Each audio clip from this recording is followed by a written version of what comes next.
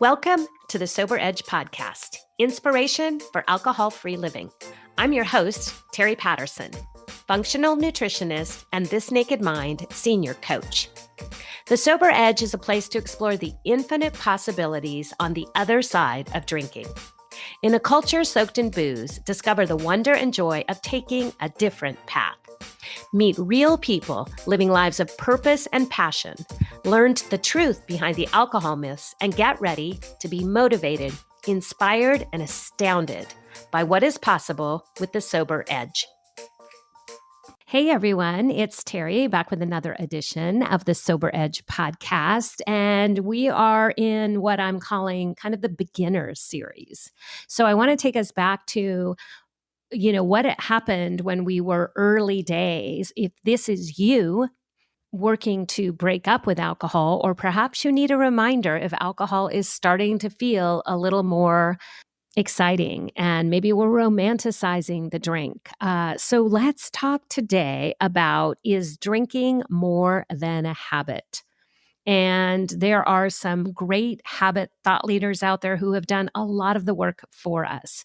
But today I really want to break down what happens when in our brain when we are drinking and the parts that are a habit, because it's not true or fair to say that all of our drinking is related to a habit or a bad habit. It's also not fair to dismiss that there is some habitual behavior that our brain is using to keep us in this drinking and over drinking cycle. So let's take a look. And I'm going to be referencing some of the work of Dr. Charles Duhigg, of Dr. Jud Brewer, and then certainly James Clear, who's written Atomic Habits. So again, there are some great resources out there, and I'm going to link in the show notes to a short video by Dr. Jud Brewer, who is really all about the craving brain. So habits. So there is a habit loop, and this habit loop that our brain creates is so that we can learn new things. So if we were to spend our entire life having to use energy for every single task, we wouldn't have any brain space left to learn new things. So we learn things like tying our shoes, walking, brushing our teeth, driving a car, and then they become a habit so that we need less thought process in order to do them. And what's fascinating about this whole habit behavior loop is that we create habits around things that we want to continue doing. Now, bad habits get formed the same way as good habits. And initially, all habits are formed from the work of Dr. Jud Brewer. All habits are formed in order to reward us. So when the reward value is high, such as smoking a cigarette, I feel cool, this feels rebellious, I'm getting a little buzz, such as drinking, this feels cool, this feels a little rebellious, I'm getting a little buzz, I got to turn my brain off, I get to have fun, I feel more lively and engaged. So we initially have these emotions and responses that feel like high value.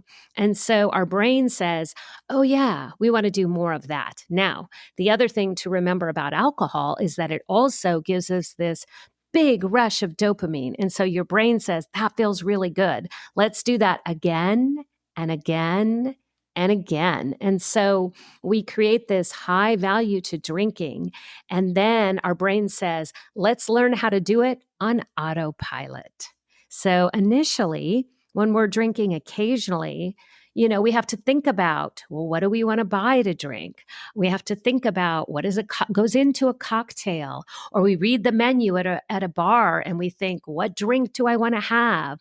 And so all of that is when we are still figuring out if alcohol drinking is going to become a habit. But I can tell you, by the time that I stopped drinking, and this is true for all of my clients, like drinking is no longer just an exciting, interesting adventure to explore, it's become a habit. It's become a habit in that we stop on the way home and buy the bottle of wine. We get home, we open the bottle of wine, we keep pouring more and more glasses of wine, and we often don't even think about it. I have clients tell me all the time, when we'll unpack like a drinking episode, like what happened, they'll say, I don't know what happened. Suddenly I just had a drink in my hand. And it's like, oh, isn't that interesting? We had a thought, but because it was this autopilot, habitual thought, our brain told our body to just grab the glass, pour the drink, start sipping before we even checked in that something was happening, that our behavior was taking over. And so that's how habits are formed. So from the work of Dr. Charles Duhigg and from James Clear, we see this habit loop, and it looks like this. So we have a cue, or we might sometimes call it a trigger. So we have something that is in our day that acts as a cue. And then we have a response or action. So we might have a trigger and then an action, or a cue and a response. And then we always have a reward. So let's unpack this when it comes to this idea of alcohol. So let's say that it's 5 o'clock, and 5 o'clock is when you turn off your computer for the day and you head upstairs and the day is over. And there's a relief, there's a transition time of moving on to the next thing. Oh, I get to shake off the cares of the day. It's time to de-stress. It's me time. And so all of that cue, the time of day, becomes a place where we then have a response. And so that response looks like pouring the drink. And then we pour the drink and whoosh, the behavior is, oh, yes, I feel good. I feel relaxed. I feel a little buzzy. I feel disconnected from having to overthink. This is me time. This is the time that I get to focus on not working. And so you can see how this habit loop can start to seem like that's why I drink. I'm in this habit loop, and I just drink because it's something I always do at 5 o'clock. And so, yes, that can be a huge part of untangling. How do we drink less? How do we change our relationship with alcohol? How do we make alcohol small and irrelevant? But the interesting thing is that alcohol is more than just a habit. If it was just a habit, we would only need to attack it one way. We would just need to attack the thoughts and the loop and the behavior. So the cue, response, reward, and then we would be all done. But alcohol is more than just a habit because it hijacks parts of our brain that create a dopamine response, a chemical response. It creates neural pathways. Now, most habits also work this same way, but we want to recognize that drinking is part of the habitual habit, but we also have a lot of emotional needs that we bring into this story around alcohol. We also have a lot of unmet needs, and those can be the reasons that we find ourselves drinking on the regular. So for some people, there's binge drinking. And so we can see from binge drinking that it's not a habit that we just habitually do every day. We can really see with binge drinking that there definitely is a cue, the weekend. So there is part of this habit loop, but it also can be tied up into, this is the only way I know how to have fun. So that looks a little different than a habit. It can be tied up in the culture says that I'm young and therefore I have to go out and meet people in a bar. And that leads to binge drinking. So there is a lot of ways to explore what is habit and what is beyond habit. And we also know that alcohol does things such as create difficulty sleeping. And when we're not sleeping well, we get changes in our gut microbiome. And when we have changes in our gut microbiome, we are less able to create and utilize serotonin, that feel-good chemical. And so we can see that there are a lot of things at play when it comes to drinking and looking at it and the habitual part of it. So I want to go back to the part that is habit. So how do we attack the habit part? So how do we attack the cue, reward, or cue, response, and reward? So first of all, we may or may not be able to change the cue. For example, 5 p.m. is going to come every day, no matter what. So we don't try in this instance to change the cue. Like there's no reason to avoid 5 o'clock. However, what we can do is change the routine. So what happens at 5 o'clock? So we can either change the routine so that we're doing something else at 5 o'clock. Maybe we go to the gym right after work. Maybe we come home and go out for a walk. So we're not in the kitchen near the wine or near the cocktails or near the reward center, right? So we can change up the routine. And when we change up that routine, the reward also changes. So let's say if the original cue was 5 o'clock, so it's still 5 o'clock. We used to have the routine, we pour a glass of wine, the reward is relief, time to de-stress, time to take a break. Now it's 5 o'clock. We go to the gym. Now the reward is, transition from work. I feel so good. I've created some endorphins. I feel like I've moved my body. Maybe I've laughed with one of the people at the gym. It feels good. So we can change the routine and then change the reward. Now, another way we can look at this particular instance of 5 p.m. is instead of changing the routine of fixing a drink at 5 p.m., we can change the drink.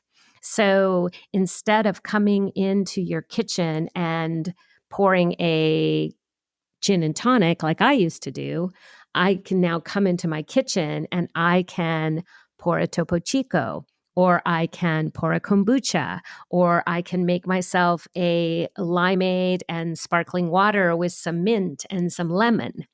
And so I have not really changed the routine because I'm still preparing a drink, but I've changed the reward because instead of getting buzzy and getting anxious and getting, turning my brain off, I'm turning my brain on by hydrating. I'm turning up the volume of the joy that I'm feeling in the moment. And so the reward center might change. So you can start to see how when we look at the habit part of drinking, we've got so much that we can do in this place. And certainly when it feels like we're at the beginning stages of untangling drinking and over drinking, it might feel hard to think about the parts that we can change. But again, this really powerful tool of our brain and bossing our brain around allows us to interrupt these patterns. And as Dr. Jud Brewer says, when we take away the high value, when we start to understand that alcohol is not actually relaxing us, we can replace the reward with something that does relax us. That can feel so much better. Perhaps we, instead of 5 o'clock, we're in our kitchen pouring a drink, where we take a shower or we do a cold plunge, a cold shower. We put our hands in a bowl of ice water and we change up that nervous system, that stimulation. And we realize, there's high value in feeling like I've reset my nervous system, like I've turned on part of my brain. So again, we can take the cue or the trigger and we can change up the routine, which changes up the reward, or we can keep the routine and change the reward. So one of the things to pay attention to when it comes to these cues or triggers is I mentioned a time of day. We can also have cues around people, places, and things. So, for example, maybe your trigger to drink is when you go out to a meal. And so, if we think about this going out to eat as a cue, oh, I'm in a restaurant, there's a menu in front of me, I can order a drink. So then we think about the routine. So in the past, the routine has been I order a glass of wine, or I order a cocktail, or I have a beer with my meal. And so we're not going to change up going to restaurants. I'm not, advising that you never go to a restaurant again. It's not realistic, nor is it part of this fun and beautiful, exciting life we get to live. So instead of trying to change the cue of going to a restaurant, we get to change the routine and change the reward.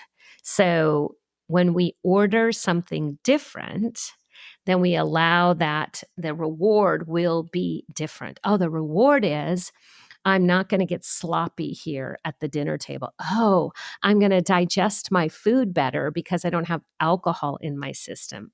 Oh, I can order dessert because I didn't have extra calories with alcohol. So we get to change that high value reward of drinking alcohol to the high value reward of what we do instead. So again, we're going to change that reward and we're going to increase the value. And then we're also going to lower the value of drinking alcohol. And we do this through that very powerful tool of awareness. So when we bring awareness to what's actually happening in our brain and our body, what's happening with our sleep, what's happening maybe in our relationships, what's happening with our ability to be present and connected, we can lower the value that we previously gave to alcohol. So in the little video clip that I mentioned from Dr. Jud Brewer, they talk about cigarettes, and they talk about the idea that somebody that started smoking, and this could also be true for drinking, in their 20s, and now maybe they're in their 50s, those 30 years have been all about this habit loop. And we still have the original thoughts of the high value of smoking or drinking. So what happens when we revisit the cue and the routine and the reward from our present moment? So in the studies that Dr. Judd did, they saw that people went back to went back to smoking, and they looked at how cigarettes made them feel in the present moment. And they evaluated like their yellow fingernails and the stench on their clothes and the burned holes in the upholstery of their car. And they smoked and they really tasted it and they thought, oh, this tastes disgusting. It smells terrible. And so in the present moment, they brought awareness that lowered that value. And again, we create habits around things that have high value.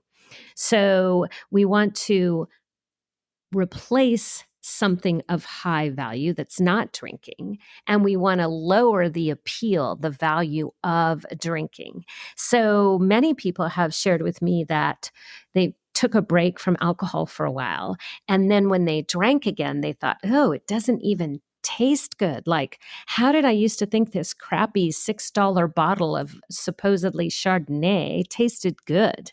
Like, it tastes terrible. It tastes like chemicals. It tastes like sour. Like, there's nothing appealing. And so we have lowered the value. And when we lower the value, our brain interrupts that habitual pattern because the cue reward or cue routine reward, the reward is not the same. And so our brain comes out of that autopilot and we start to create new neural pathways. This is part of the way that neuroplasticity works. So it's a powerful thing we can do when we look at the ways that alcohol is showing up habitually. there is a part of this that is a habit. Now, again, not all of it is actually a habit. If it was all a habit, it might be easier to untangle, but there's a lot of pressure. So let's look at the societal pressure to drink and maybe even to overdrink and to keep drinking, even when we're not really enjoying it. That really is so different than when we look at like cigarettes. Like with cigarettes, there's no cultural atta girl, atta boy, have that first cigarette. Like that doesn't really exist.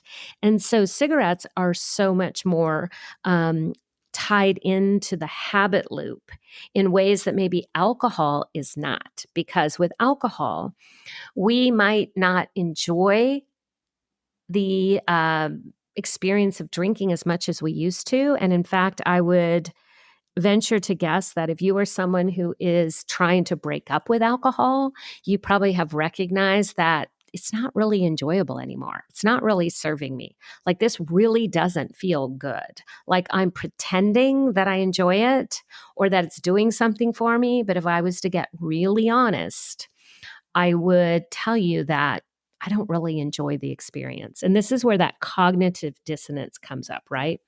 I want to drink less, but I'm drinking more. Or I want to stop drinking, but I find that I'm still drinking.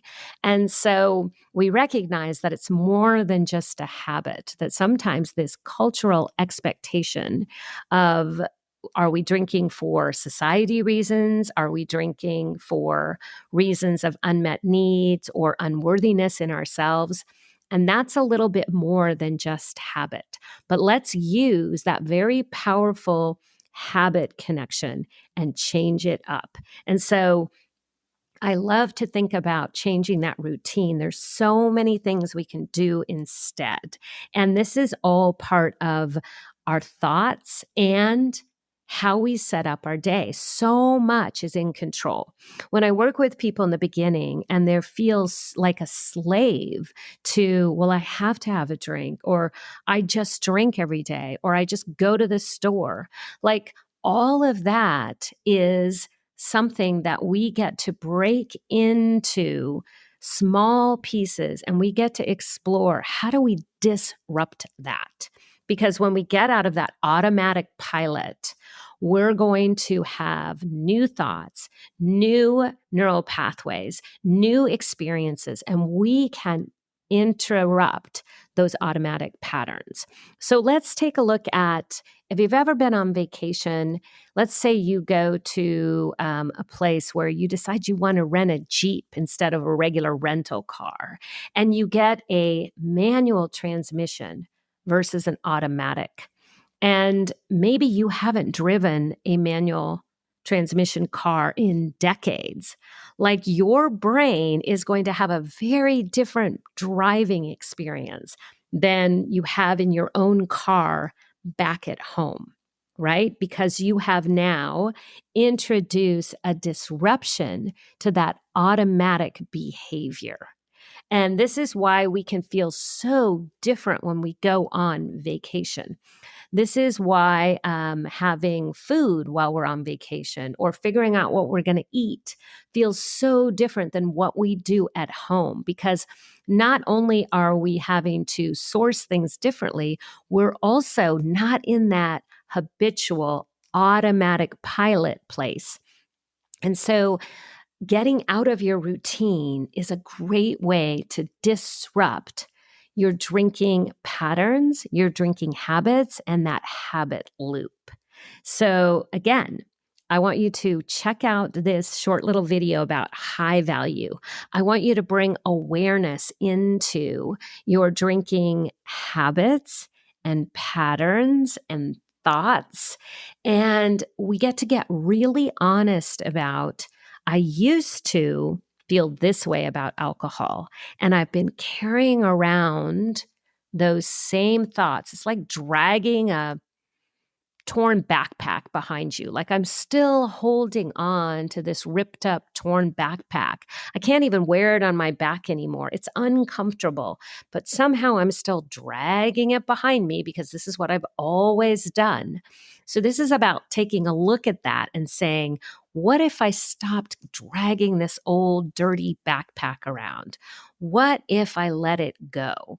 And so when we challenge, is this still a high value reward that alcohol is bringing into my life? Is that really a thing? Or has alcohol lost value and I'm simply forgot to check in? I haven't brought new awareness to where I am in the present moment. And so I'm pretending like alcohol still has this high value. And so this is so powerful because we like to think when we know better, we do better. But in this case, with the habit loop and bringing awareness, we really can learn more and then challenge those beliefs and make a change when it comes to the habit loop. So, is drinking more than a habit? Yes, but we can use the information we have about how habits are formed and how habits are broken to give us another tool in this journey to let go of alcohol, gain freedom, and become a better version of you. So I hope this part of the beginning series was helpful for you. I'm coming up on 100 episodes here of the podcast. I want to thank you for being a loyal listener. If this episode was helpful, please share. I'm hoping to do something special for the 100th episode. So tune in for that episode and we'll have some fun together, do a little review. And if this episode was helpful, I'd love to hear from you. If you want to do more of this beginner series, I really wanted to come back and reconnect with those of you at the beginning of your journey and offer hope and excitement about what is possible with the Sober Edge. Thanks for listening, and I'll see you next week. Hey, I want to thank you for tuning in and listening to The Sober Edge. This is a place to have important conversations and a safe place to question everything you thought you knew about drinking. If you're looking for your sober edge, I invite you to connect with me at thesobernutritionist.com, where you can grab my free resource, 5 Healthy Reasons to Take a Break. And I would be grateful if you would take a moment to rate and review this podcast so together we can reach more people who are looking for their sober edge.